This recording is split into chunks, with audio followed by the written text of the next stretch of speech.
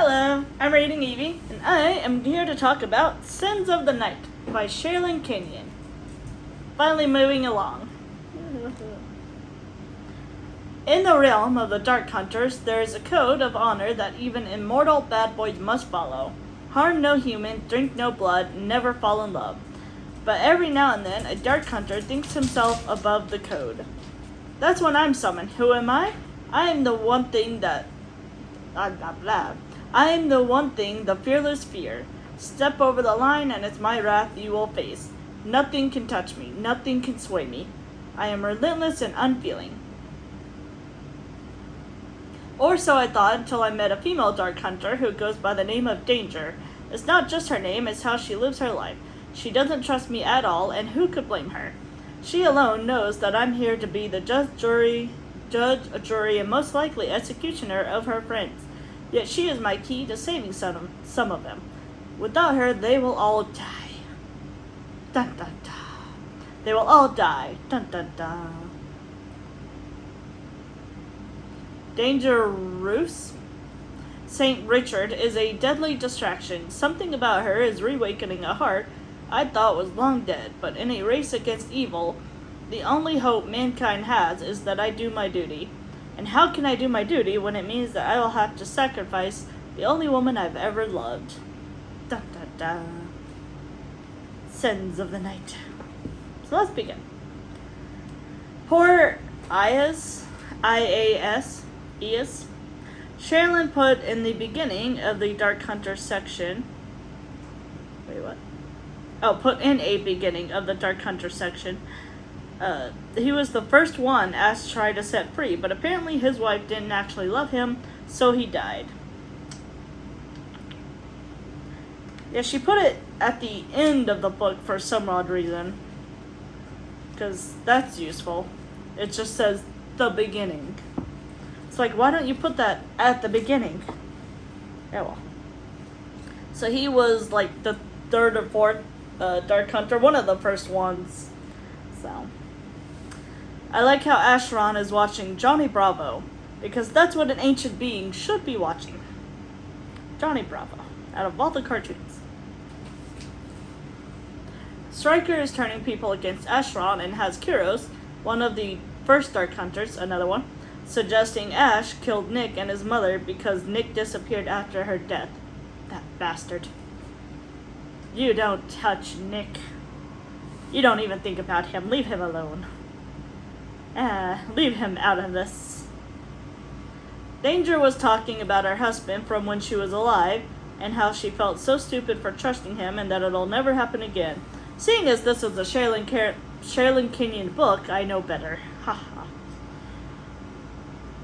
Stryker is a dumbass. He killed his own son and blames Asheron for it, and is seeking revenge despite it being his own actions. Danger thinks Alexion is the third Dark Hunter I mentioned earlier, and then I said he is. Alexion is the one that was in the plot, the one that the fearless fear, the judge, jury, and likely executioner. Apparently, Dark Hunters who die in battle don't suffer the shade consequences of having to live as a ghost, basically. They're not told that, though. So basically, a shade is kind of like a ghost. You can't interact or do anything. Can't interact with anybody.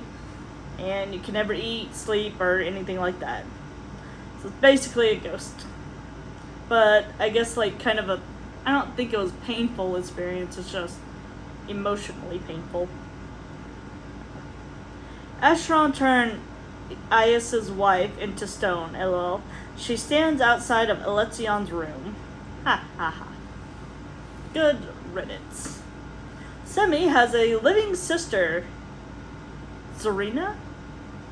Sirena. Ooh. Stryker just shoved a soul into Ias. Ooh. I don't know how to pronounce that. Ias. He's gonna die within 3 days, and so he had started getting ready for it. Danger just ended up stabbing him instead out of nowhere. And it fits the problem. The soul was gone. He was in there like writing out a list of names and people who could be saved and blah blah blah, and then he was getting stuff together. And so she was just like, well, and he also started acting a little moodier, so she was just like, nope, not doing this, stabs him. And she was like, oh, I wasn't sure if that would work, but I hoped it did. And he's just like, thanks. Because typically stabbing him just makes him go poof, and then he reassembles and comes back.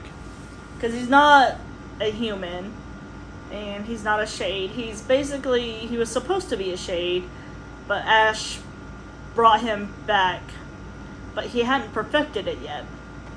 So he's just the Alexion. Ias told Danger that he loves her, and she said it back. Aww. So cute. Zarina, Simi's sister, asked Alexion to bond with her, like Ash and Simi. He said yes. Yay. Somehow Stryker got a hold of Danger's soul. I wonder if that's actually true, though. Just because he says it's her soul. Because usually, who has Artemis, I think, has them locked up. And then Ash has access to them. But I don't think it's like free access, like they're just, locked up in, like a CD display or something. It was not. He tried threatening her with it, but Alexion called his bluff, and he angrily crushed it and nothing happened. Danger still ended up dying at the hands of Stryker during the battle, though. And Kyros finally came to the good side again. Yay. A little too late after Danger had died. Thanks. I don't know that he could have really done anything, but still. Whatever, I guess. Good for Alexion, because Alexion and Kyros knew each other as humans, so they go way back to whenever this began. I think like 2,000 years or whatever.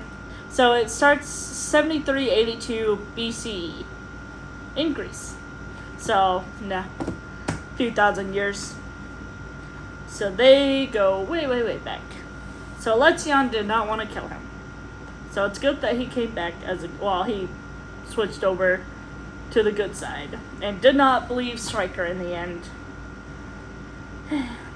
Because Stryker, I realized I didn't ever actually say it, but Stryker was trying to tell people that Acheron was a demon, whatever, instead of whatever he is.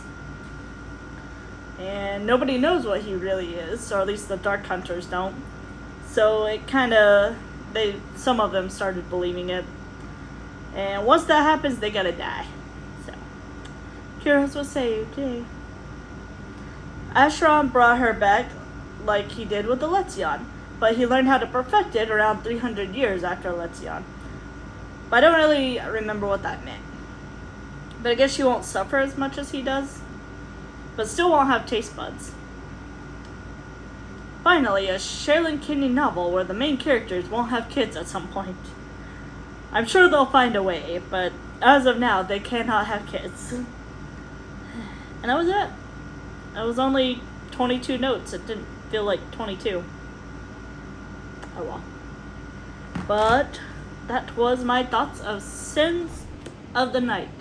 I'm trying to get through these because I looked it up, and apparently I've been on this series for like 3 years now.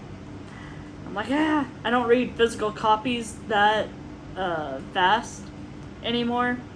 I used to read a lot more, like in college and everything, but now I just kind of read a few minutes here and there. So it takes me like a month or two to finish these now. I think I started this in March. It said, March 3rd.